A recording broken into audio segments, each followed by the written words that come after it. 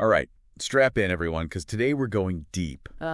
Deep into NXIVM territory. Oh, yeah. But not just the headlines, right? We're talking India Oxenberg's personal take on it all. Right. With her book, Still Learning.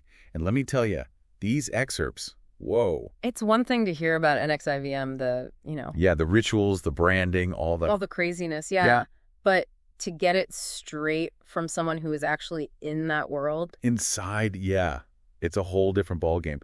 And what's wild is the book isn't just like a horror story. Right. It's being framed as this adulting story, which seems kind of strange given, well, everything. It is, and that's what's so fascinating, right? I mean, it'd be easy to just focus on the sensational stuff. Totally. But this whole adulting angle, it actually makes it more relatable, I think. It does, because who hasn't felt lost in their 20s, like trying to figure things out? Exactly. And the book cover even leans into that, right? It talks about warning signs. Yeah, it does. Which, again, when you think about what India went through, how does that even work? Well, I think it's brilliant, actually, because it draws you in on this really human level. We've all been there, right? That feeling of needing approval, searching for validation. Oh, for sure. And there's this one part where India talks about constantly feeling inadequate, like she needed someone else's approval to feel worthy. Oof, yeah, I remember that part. It's powerful stuff, and it really resonates. And I think that's where the whole warning signs thing comes in, Yeah. Because that need for validation, it can make you vulnerable. Oh, absolutely.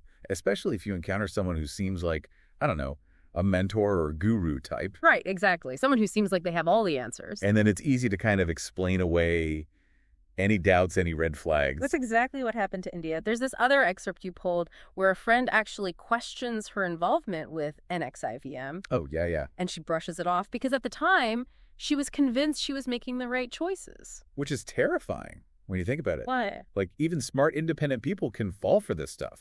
Exactly. And that's what makes it so important to talk about, Because manipulation, it doesn't just happen to one type of person. Nope, not at all.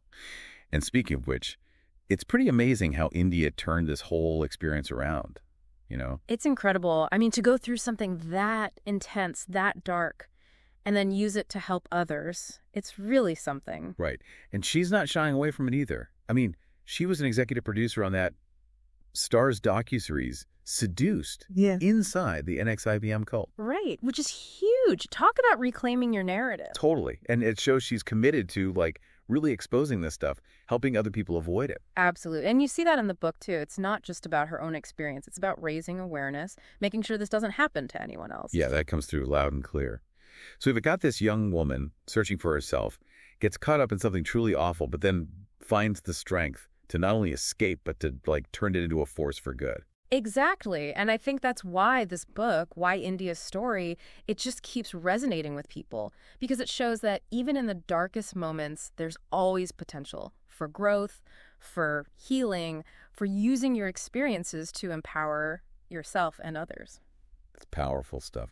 And, it makes you think twice about those self-discovery paths that promise all the answers. Right. Like, maybe a little healthy skepticism is a good thing. Question everything, Yeah. Because still learning, that can mean a lot of things. Ooh, good point. Food for thought for us all. Definitely. All right, everyone, that's going to do it for this deep dive. Until next time, stay curious, but stay sharp out there.